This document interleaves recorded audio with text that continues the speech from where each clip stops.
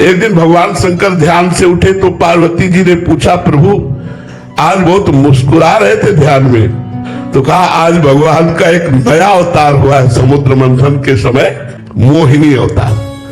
मैं उस मोहिनी अवतार के रूप का दर्शन कर रहा था, इसलिए मुस्कुरा रहा था। पार्वती जी ने कहा चलो हमको दर्शन कराओ। बोले इसके लिए तो भगवान के धाम चलना पड़ेगा, भगवान श्री हरि के धाम। पार्वती जी ने कहा चलो।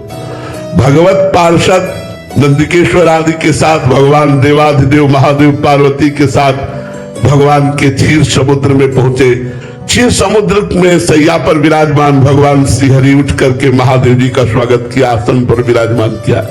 महादेव जी ने कहा प्रभु हमने सुना है आपने मोहिनी अवतार धारण किया है, पार्वती और नंदीगण सब देखना चाहते हैं आपके उस अवतार को। भगवान ने कहा उस अवतार को देखने की बात मत करो, वो तो हमने असुरों को मोहित करके अमृत लेने के लिए धारण किया था, वो योगियों के लिए नहीं है।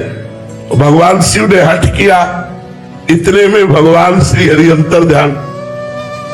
अब नेत्र चकाचौंध है कि किधर भगवान, उधर देखा कि एक 16 वर्ष की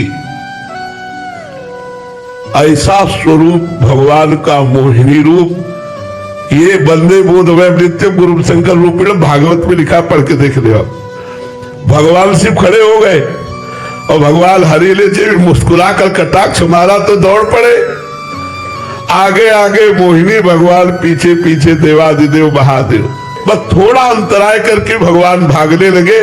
जो बड़े बड़े पद्मासन लगाए बैठे थे उनको इशारे से दिखाते जाते, देख लो मेरे इस रूप का बात। तो आखिरकार जब महादेव जी ने भगवान मोहिनी को हृदय से लगा लिया तब अपने स्वरूप में आए।